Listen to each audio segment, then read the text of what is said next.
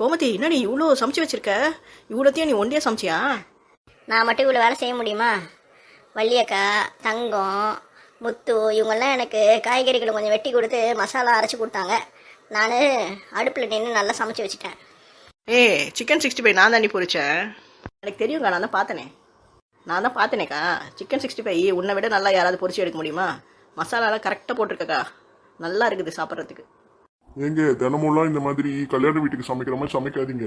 எங்களுக்கு சும்மா ஒரு குழம்பும் கூட்டும் ஒரு சாப்பாடும் இருந்தால் கூட போதும்.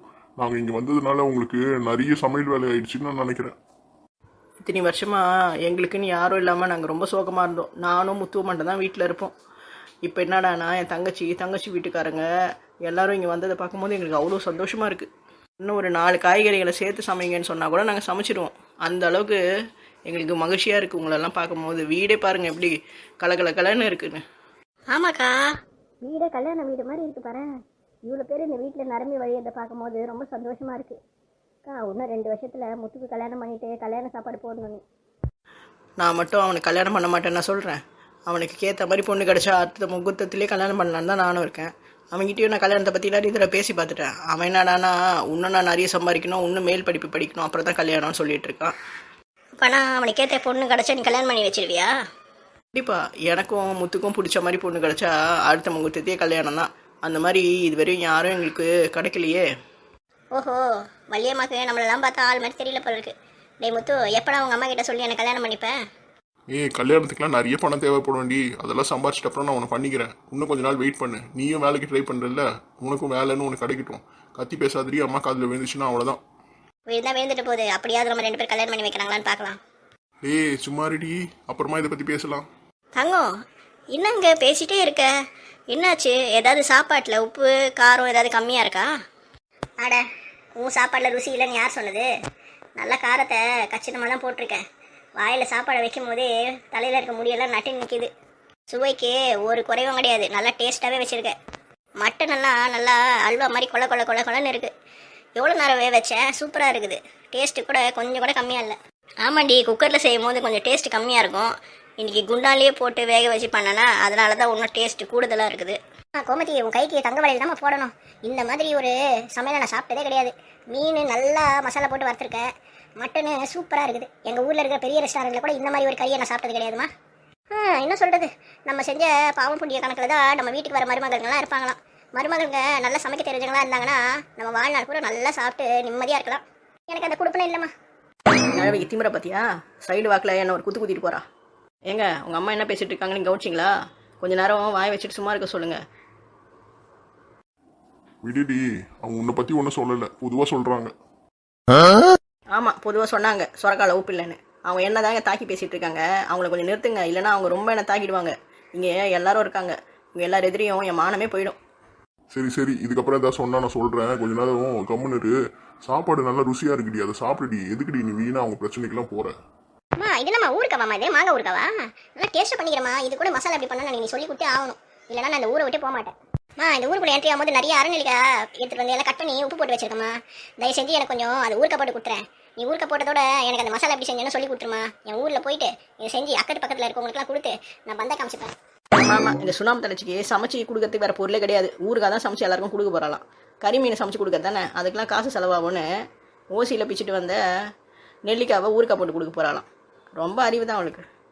ஐயோ, ஹஸ்பண்ட் வேறு பக்கத்தில் உட்காந்துட்டுருக்காரு. அவர் காதில் விழுந்துச்சுன்னா அவர் என்ன பஞ்சு ஆக்கிடுவார்.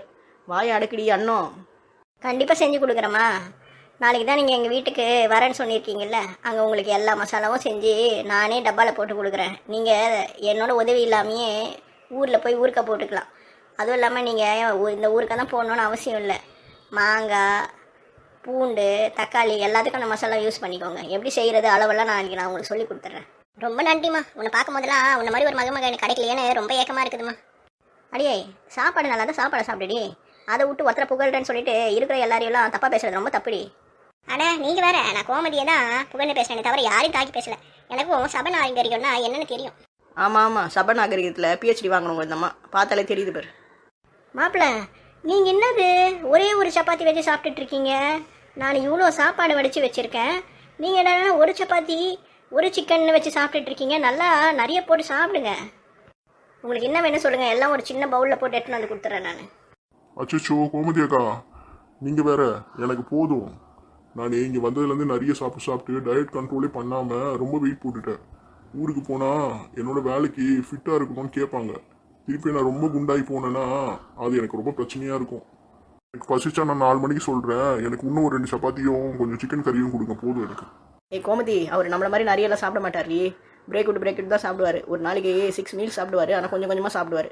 அவருக்கு பசிக்கும் போது கொடு. இப்போ அவரே சாப்பிட்டுட்டே இருந்தாருன்னா நிஜமாவே அவர் குண்டா தான் ஆயிடுவார். சரி, நீங்கள் எதோ சொல்கிறீங்க, எனக்கு புரியல. அக்கா, அவருக்கு எப்பப்போ சாப்பாடு கேட்குறாளோ அப்போ மட்டும் அவருக்கு சப்பாத்தி போட்டு கொடுத்துட்டு பேசாமல். நான் சப்பாத்தி எல்லாம் ஹாட் பேக்கில் தான் போட்டு வச்சுருக்கேன். சரிடி, எடுத்துக்கலாம், ஒன்றும் பிரச்சனை இல்லை, நான் பார்த்துக்கிறேன்டி. ரைஸ் கூட சூப்பராக வச்சிருக்கம்மா. கஞ்சே இல்லை, உதிரி உதிரியாக இருக்குது, நல்லா வெந்து போயிருக்குமா. எங்கள் வீட்டில் இருக்குதுங்களா சிலதுங்க, அது என்ன பண்ணோம், சாப்பாடு எடுத்து குக்கரில் போட்டுருவாங்க. ஒரே கஞ்சி அதை சாப்பிட்டேன்னு வச்சுக்கோங்க, வயிறெல்லாம் உப்பசமாக ஆகிடும். இப்படியே நிறைய பேர் வாழ்கிறாங்கம்மா, சோம்பேறி வாழ்க்கம்மா. சாப்பாடு எப்பவுமே வடித்து சாப்பிட்டா தான் உடம்புக்கு நல்லது, இல்லைன்னா கெடுதி. உங்கள் அம்மாவை கொஞ்சம் பேசாமல் சாப்பிட சொல்லுங்கள், இல்லைனா நான் நிரந்தரமா இங்கே தங்கிடுவேன், உங்கள் வீட்டுக்குலாம் வரமாட்டேன், பார்த்துக்கோங்க. ஐயோ, நீ ஏன்டி என்ன பயமுறுத்துற இந்த மாதிரிலாம்? வயசானவங்க தானே எதை பேசிட்டு போறாங்கன்னு விட மாட்டியா? அதெல்லாம் முடியாது, அவங்க பாட்டு பேசிட்டே இருப்பாங்க, நான் பாட்டு கேட்டுகிட்டே இருக்கணுமா? அதுவும் இவ்வளோ பேர் வச்சுக்கிட்டு என்னதான் அவங்க தாங்கி பேசிட்டு இருக்காங்க.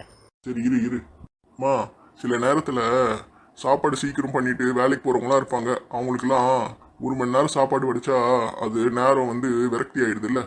அதனால தான் இந்த மாதிரி சீக்கிரம் சமைக்கிறதுக்குன்னு குக்கர் யூஸ் பண்ணுறாங்க. அது ஒன்றும் ரொம்ப கெடுதின்னு சொல்ல முடியாது. மற்ற நேரத்துலலாம் அவங்க சாப்பாடு வடிச்சு தான் செய்வாங்க. அதெல்லாம் ஒரு பேச்சை பேசாதீங்கம்மா. நல்லா சொன்னப்பா. வேலைக்கு போகிறவங்களாம் டக்குன்னு சமையலை முடிச்சுட்டு வேலைக்கு போய் அங்கே 1008 வேலை பார்ப்பாங்க. அவங்களுக்கு அவ்வளோ டென்ஷன் இருக்கும். அதனால சில டைம் குக்கரில் வைக்கிறாங்க, அது ஒன்றும் தப்பு கிடையாது. ஆனால் சில வீட்டில் சில கிழவிங்க இருப்பாளுங்க, அவங்களுக்கு வேலை வெட்டியே இருக்காது.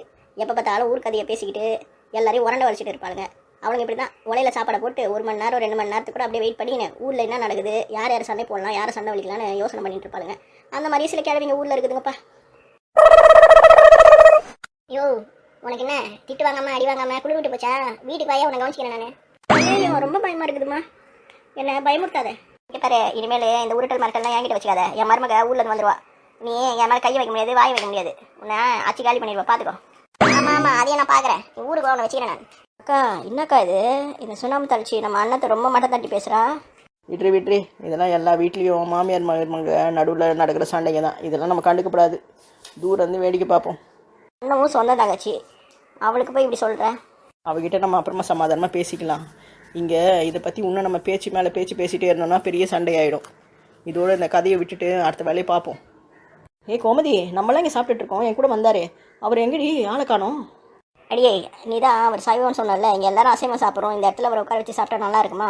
அவரை நான் என் வீட்டுக்கே கூட்டிகிட்டு போயிட்டேன். எங்கள் வீட்டுக்கார் தான் அவருக்கு சாப்பாடு பரிமாறிட்டு இருப்பார். அதனால் அவர் கூப்பிட்டு போய் எங்கள் விட்டுட்டேன். அவர் சாப்பிட்டு முடிச்சோன்னு நான் கூட்டின்னு வந்துடுறேன், சரியா? நல்ல வேலை பண்ணடி. நான் கூட இங்கே எல்லோரும் நான்வெஜ் சாப்பிட்றோம், அவர் எப்படி உட்கார வச்சு வெஜ்ஜி சாப்பாடு போடுறதுன்னு நினச்சேன். ரொம்ப நன்றிடி. சரிடி, இதுக்கு என்னத்துக்கு நன்றிலாம் சொல்லி நினைக்கிறேன் விடு. கோமதி, உன்ன மாதிரி ஒரு நல்ல பொண்ணை நான் பார்த்ததே இல்லைம்மா. அடடா, என்ன மாதிரி சமைக்கிற, என்ன மாதிரி பேசுகிற, என்ன மாதிரி உதவி பண்ணுற. ஐயோ, ஏங்க, நான் சாப்பிட்டு முடிச்சிட்டேன், நான் இடத்த காலி பண்ணுறேன். நீங்களே இங்கேருந்து நல்லா பேசிட்டு வாங்க. ஏய், கோச்சிக்காதடி, விடுடி. உங்கள் அம்மாவுக்கு ஊரில் சண்டை வலிக்க ஆள் இல்லைன்னு ஊரில் வந்து என்னை கூட்டிகிட்டு போய் சண்டை போடுறதுக்கு வந்திருக்காங்கன்னு நினைக்கிறேன். என்னால் ஊருக்குலாம் வர முடியாது, ஆளை விட்டால் போதும். நீங்கள் நீ பாரு, 3 மாசமான வீட்டில் இல்லைன்னு நானே ரொம்ப ஏக்கத்தில் இருந்தேன். இப்போதான் உன்னை பார்த்தோன்னா ஒரு சந்தோஷம் வந்திருக்கு. மறுபடியும் என்னை விட்டு போகிறேன்னு பேசுறியே, இதெல்லாம் நல்லவா இருக்கு? கடைசி வரைக்கும் ஒன்றா இருக்கிறதுல நம்ம கல்யாணம் பண்ணிக்கிட்டோம். அப்பப்போ விட்டுட்டு போயிட்டேன்னா நான் என்ன பண்ணுறது? இப்படியே பண்ணனா என் வாழ்க்கையே விரக்தி ஆகிடும்டி. இப்போதைக்கு எதுவும் பேசிக்க வேணாம். ஊருக்கு போனோன்னா நான் அம்மா கிட்ட சொல்லி இந்த மாதிரிலாம் பேசாதீங்க, அவ கூட நட்பாயிருங்கன்னு சமாதானம் பண்ணி வைக்கிறேன். இப்போதைக்கு அம்மாவை விட்டுரு. இந்த புது ஆளுங்கள்லாம் பார்த்தோன்னா ஏதோ குறைய சொல்றதா நினச்சிட்டு என்னென்னவோ பேசிகிட்டு இருக்காங்க. அவங்க வேணும்னா பேசலை. அவங்க அப்படி தப்பு செஞ்சாங்க நீ நினச்சேன்னா என்ன வேணால் மன்னிச்சிடு தயவு செஞ்சு. கல்யாணம் ஆனதுலேருந்து உங்கள் அம்மா நம்ம கூட இல்லாததுனால நமக்கு எந்த பிரச்சனையும் இல்லாமல் இருந்தது. உங்கள் அம்மா எப்போ நம்ம வீட்டுக்குள்ள கால் வடி வச்சாங்கன்னே தெரியல. 2 பேருக்கும் சண்டை மூட்டி விட்டுட்டு ஒரு வழியாக உங்களை அங்கேயும் என்னை இங்கேயும் பிரித்து விட்டுட்டாங்க. இங்கே பாரு, அவங்க நம்ம கூட கொஞ்ச நாள் தான் தங்குவாங்க, அதுக்கப்புறமா தங்கச்சி வீட்டுக்கு போயிடுவாங்க. அது வரையும் கொஞ்சம் அனுசரணையாக நடந்துக்குவோம். நான் மட்டும் தான் அட்ஜஸ்ட் பண்ணுறேன், அவங்க எங்கே அட்ஜஸ்ட் பண்ணுறாங்க? அவங்களுக்கு நான் என்னவோ சமைச்சே போடாத மாதிரியும் அவங்க சாப்பிடாத மாதிரியும் இங்கே வந்து கோமதி எப்படி புகழ்ந்து தள்ளுறாங்க பாருங்கள்.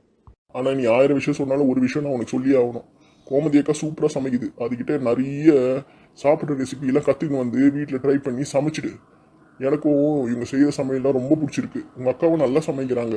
இதெல்லாம் கற்றுட்டு நீ சமைச்சேன்னு வச்சுக்கோ, எங்கள் அம்மா வாயே திறக்காது, அது பாட்டு சைலண்ட்டாக உட்காந்து சாப்பிடும்.